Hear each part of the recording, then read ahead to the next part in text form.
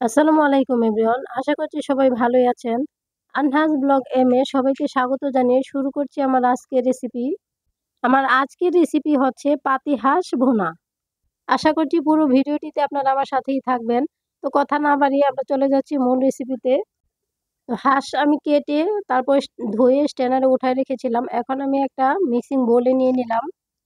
এখন আমি মাংসতে মশলা অ্যাড করে দিচ্ছি। প্রথমে দিয়ে দিচ্ছি হাফ চা চামচ হলুদ গুঁড়া, 1 চা চামচ মরিচ গুঁড়া, আর 1 টেবিল চামচ ধনিয়া গুঁড়া, 1 টেবিল চামচ জিরার গুঁড়া। তো দিচ্ছি হাফ চা চামচ গরম মশলার গুঁড়া। তারপর দিয়ে দিব আদা বাটা, রসুন বাটা এবং পেঁয়াজ বাটা। তো পেঁয়াজটা আপনারা ইচ্ছা করলে কুচি করে দিতে পারেন। তো আমি পেঁয়াজটা দিচ্ছি। তারপরে 1 চা চামচ দিয়ে দিলাম লবণ। এখন মাংসটা ভালোভাবে মেখে তারপরে কিছুক্ষণের জন্য রেস্টে রেখে দেব। মাংসটা ম্যারিনেট করে কিছুক্ষণ রেখে দিলে মাংসের ভিতরে মশলাটা খুব ভালোভাবে ঢুকবে আর এই মাংসটা খেতে খুব ভালো লাগবে। তো মাখানো হয়ে গেছে, আমি কিছুক্ষণের জন্য রেস্টে রেখে দেব।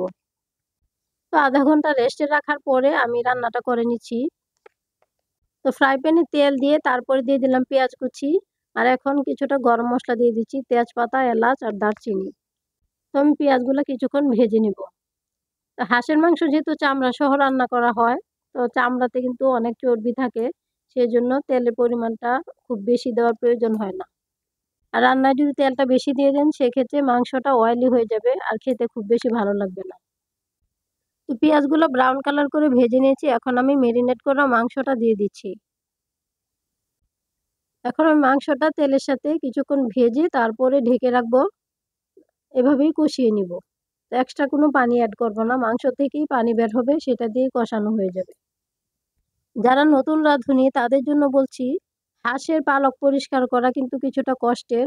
সেজন্য হাঁস জবাই করার পরে পিছনের অংশটা দিয়ে কিছুটা কেটে তারপরে ভিতরের নাড়ি ভুঁড়ি বের করে ফেলে দিয়ে তারপর গরম পানি দিলে এই পালকগুলো সুন্দরভাবে উঠে যাবে। আর নাড়ি ভুঁড়ি সহ যদি গরম পানি দেওয়া হয় সেক্ষেত্রে মাংসটা মাকরু হয়ে যাবে। সেজন্য গরম পানি দেওয়ার আগে নাড়ি ভুঁড়িটা আগেই ফেলে দিতে হবে। তো মাংসটা আমি ঢেকে দিয়েছিলাম, কিছুটা পানি উঠে গেছে। মাংসটা উল্টায় দিয়ে আমি আবারও ঢেকে রাখবো। তো খুব ভালোভাবে মাংসটা কষিয়ে নিতে হবে। মাংসটা যত ভালোভাবে কষানো হবে খেতে টেস্ট কিন্তু ততই বেশি হবে। তারপর মাংসটা কষানো হয়ে গেছে, দেখুন তেলটা উপরের দিকে ভেসে উঠছে আর মশলাটা কিন্তু নিচের দিকে। তো এরকম অবস্থায় বুঝতে হবে যে আমার মাংসটা কষানো হয়ে গেছে। তো দেখুন তেলটা কিন্তু মশলা থেকে আলাদা হয়ে গেছে। তো এখন আমি গরম পানি অ্যাড করে দেব।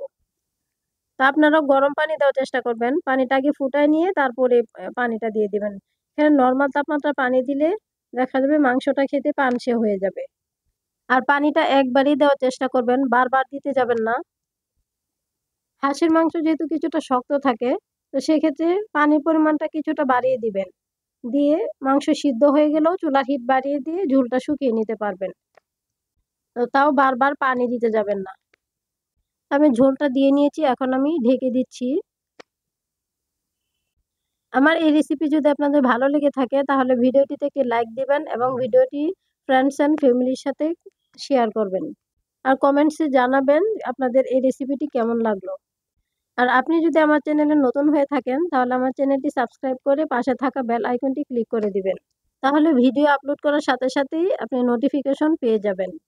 আর যারা অলরেডি আমার চ্যানেলটি সাবস্ক্রাইব করেছেন সবাইকে অসংখ্য ধন্যবাদ জানাচ্ছি। আমি হাফ চা চামচ পরিমাণ পাঁচফোড়ন গুঁড়া দিয়েছি। তো শেষের দিকে পাঁচফোড়ন গুঁড়াটা অ্যাড করলে দারুণ একটা ফ্লেভার অ্যাড হয় আর মাংসটা খেতে খুব ভালো লাগে। তা আপনারাও ইচ্ছা করলে দিয়ে দেখতে পারেন। যে কোনো মাংসতেই শেষের দিকে কিছুটা পাঁচফোড়ন গুঁড়া অ্যাড করলে এত দারুণ একটা ফ্লেভার অ্যাড হয়। তো আমার মাংস ভুনা হয়ে গেছে, আমি নামিয়ে নিচ্ছি। তো আলহামদুলিল্লাহ সার্ভ করে নিলাম। তো এতক্ষণ যারা আমার সাথে ছিলেন সবাইকে অসংখ্য অসংখ্য ধন্যবাদ জানাচ্ছি। আজকের মতো এখানেই বিদায় নিচ্ছি। দেখা হবে ইনশাআল্লাহ পরবর্তীতে নতুন কোনো রেসিপিতে। সেই পর্যন্ত সবাই সুস্থ ও নিরাপদে থাকবেন সেই প্রত্যাশায় আল্লাহ হাফেজ। আসসালামু আলাইকুম।